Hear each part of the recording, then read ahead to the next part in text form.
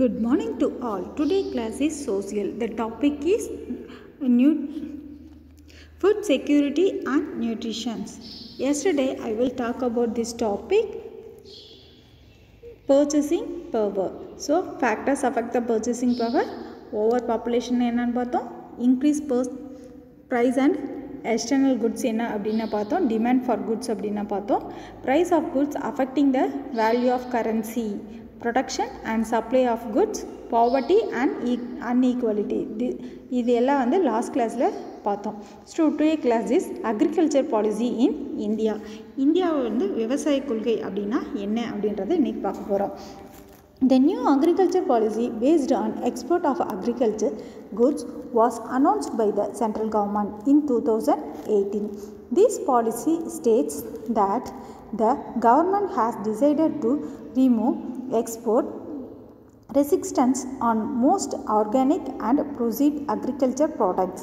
So என்ன அப்படின்னா விவசாய பொருட்களை வந்து ஏற்றுமதி அடிப்படையாக கொண்டு தான் புதிய விவசாய கொள்கை அப்படின்றது 2018 வந்து ஆரம்பிக்கிறாங்க.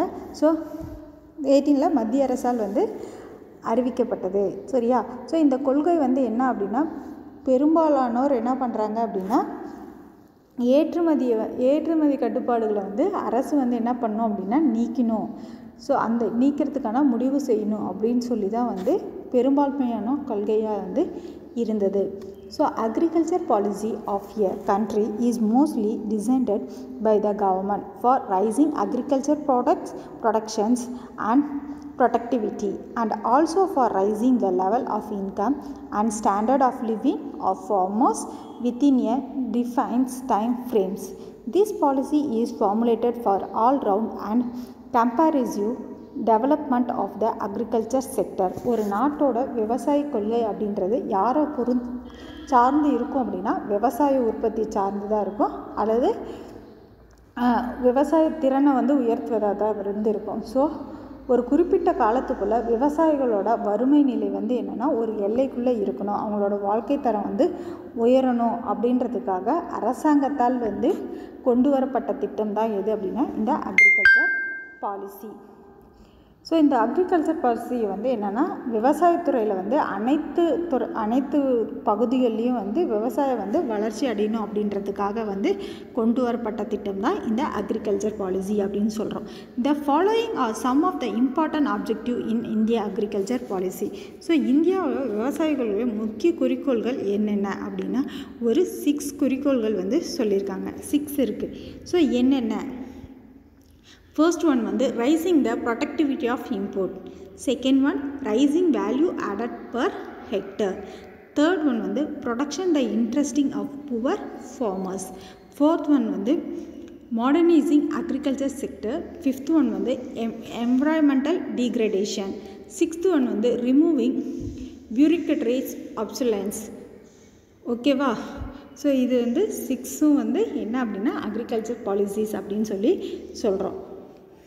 Okay. So the first one raising the productivity of input. So உள்ளீடுகளை வந்து உற்பத்தி திறனை உயர்த்துதல் அப்படின்னு.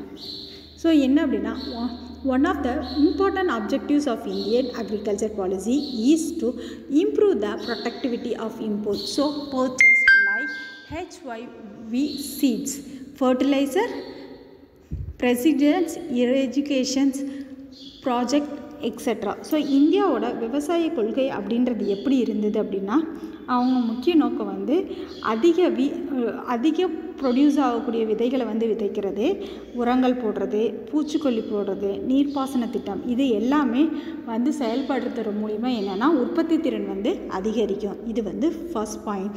செகண்ட் ஒன் என்னென்னா raising value added per hectare. So ஒரு ஹெக்டருக்கு வந்து மதிப்பை எப்படி கூட்டணும் அப்படின்னா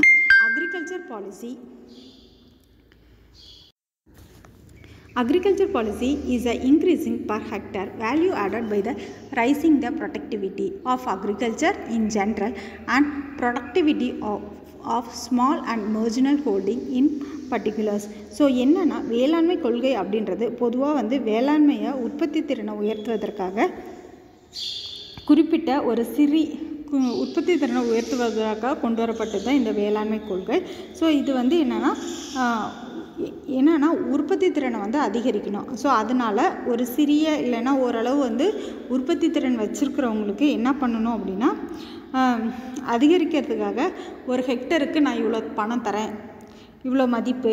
ஸோ இதை வந்து நீங்கள் ஒரு ஹெக்டருக்கு இவ்வளோ மதிப்பு அப்படின்போது நீங்கள் ரைஸ் பண்ணினீங்கன்னா உங்களுக்கு என்னென்னா உங்களுக்கு அதிக வருமானம் வரும் அப்படின்ற மாதிரி வந்து நம்ம சொன்னோம் அப்படின்னா அது வந்து அவங்க என்ன பண்ணுவாங்கன்னா அதுக்கான ப்ரொடக்டிவிட்டியை வந்து அதிகரிப்பாங்க. ஸோ இது வந்து second point. Third point, protecting the interest of the poor farmers. ஏழை விவசாயிகளை வந்து நலனை வந்து பாதுகாக்கணும். என்ன அப்படின்னா, agriculture policy is proposed to the protectivity the interest of poor and marginal farmers by abolishing intermediate through land reforms, expanding institutional credit support to the poor farmer, etc. So என்ன அப்படின்னா, ஏழை விவசாயிகளுக்கு வந்து கடன் வந்து நிறுவனம் மூலிமா கடனை வந்து அதிகரிக்க செய்கிறது, நில சீர்திருத்தங்கள் செய்கிறது, அப்புறம் வந்து அந்த இடைத்தரகர்களாக இருக்கிறவங்கள்ட்ட வந்து ஓதுறது, ஏழை மற்றும் அப்புறம் குறு விவசாயிகள் நலனை பாதுகாக்கிறதுக்காக வந்து இந்த விவசாய கொள்கை வந்து கொண்டு வரப்பட்டது அப்படின்னு சொல்லலாம். So fourth one, moderating agriculture sector. விவசாயத்துறையில் வந்து நவீனமயமாக்கல். Here the policy support including the introducing the modern technology in the agriculture operations and applications of the improved agriculture impact like HY seeds and fertilizer etc. So அந்த காலத்தில் எப்படி இருந்தது அப்படின்னா, அந்த காலத்தில் உரங்கள் வந்து என்னென்னா நம்ம என்ன உரங்கள் எல்லாம் போட்டாங்க. ஸோ அந்த மாட்டு சாணம், மண்புழு, அந்த சாணத்தை தான் வந்து என்னென்ன உரமாக வந்து பயன்படுத்தினாங்க. ஸோ இந்த காலத்தில் அதிகமாக என்னென்னா நிறைய உரங்கள் வந்துருச்சு. அதே மாதிரி சீட்ஸ், ஹைப்ரிட்டான விதைகள் வந்து அதிகமாக வந்துருச்சு. ஸோ அதனால என்னென்னா விவசாயிகள் வந்து நவீன தொழில்நுட்பத்தை வந்து அறிமுகப்படுத்துகிறாங்க. அதே மாதிரி உயர் ரக விதைகளை, உரங்களை இதையெல்லாம் வந்து உள்ளீடு செய்கிறனால அவங்களுக்கு என்ன கிடைக்குது அப்படின்னா அதிக விளைச்சல் வந்து கிடைக்குது. ஸோ அது வந்து இந்த விவசாயத்துறை வந்து ஸோ அந்த காலத்தில் என்ன பண்ணாங்க அப்படின்னா ஏர் வந்து மாடு வச்சு தான் வந்து ஏர் உழுதாங்க. இப்போ வந்து டிராக்டர்ஸ் யூஸ் பண்ணுறாங்க. இது மாதிரி நிறைய மாடர்ன் டெக்னாலஜி வந்ததுனால அக்ரிகல்ச்சர் என்ன ஆகுது அப்படின்னா அது வந்து ஹையாகவே தான் வந்து இருக்குது அப்படின்னு சொல்லலாம். அடுத்தது என்விரான்மெண்டல் டீக்ரடேஷன், சுற்றுச்சூழல் சீரழிவு. Agriculture policy of India has set another objectives to the check environmental degradation of natural basis of Indian agriculture. So என்ன அப்படின்னா இந்திய விவசாய கொள்கை அப்படின்றது வந்து இந்திய விவசாயிகளுக்கு ஒரு முக்கியமான பங்காக வந்து இருக்குது. சுற்றுச்சூழல் சீரழிவுலேருந்து சரி செய்கிறதுக்கு வந்து என்னது இந்த வேளாண்மை கொள்கை வந்து பயன்படுது. ஸோ வந்து இந்த கொள்கை வந்து என்னென்னா அவங்களோட நோக்கங்களை வந்து கொண்டுள்ளது அப்படின்னு சொல்லலாம். இந்தியன் அக்ரிகல்ச்சருக்கு ஒரு நேச்சுரல் பேஸான ஒரு நோக்கங்களை வந்து கொண்டுள்ளது. ஸோ சிக்ஸ்த் ஒன் என்ன அப்படின்னா ரிமூவிங் பியூரிட்டிகேஷன்ஸ் அப்ஜெக்ட்ஸ், அதிகாரத்துவ தடைகளை வந்து நீக்குதல். The policy have set another objective to remove bureaucratization obstacles on the farmers, cooperative societies and self-help industries so that they can work independently.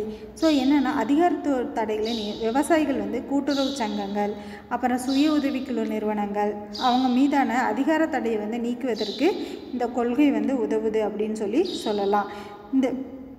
அதே மாதிரி அவர்கள் வந்து சுதந்திரமாக செயல்படுறதுக்கு வந்து இந்த அக்ரிகல்ச்சர் பாலிசி வந்து யூஸ் ஆகுது. ஸோ இது வரைக்கும் புரிஞ்சிச்சடா? ஓகேவா, புரிஞ்சுதா? ஸோ இன்றைக்கி என்ன பார்த்தோம் அப்படின்னா அக்ரிகல்ச்சர் பாலிசி இன் இந்தியாவில் வந்து என்னென்ன அக்ரிகல்ச்சர் பாலிசிஸ் இருக்குது அப்படின்னு பார்த்தோம். அதோட முக்கிய குறிக்கோள்கள் என்ன அப்படின்னு பார்த்தோம். So objectives of Indian agriculture policy அப்படின்றது என்னென்னு பார்த்தோம். ஸோ என்னென்ன இருக்குது அப்படின்னா raising the productivity of inputs அப்படின்றது இருக்குது. ஸோ ரைசிங் வேல்யூ ஆடட் ஒரு ஹெக்டருக்கு வந்து எவ்வளோ ஆட் பண்ணுறாங்க அப்படின்றது, productivity the interest of the poor farmers, modernizing agriculture sector, environmental degradation and removing the bureaucratic objects. So இது புரிஞ்சிருக்குன்னு நினைக்கிறேன்டா.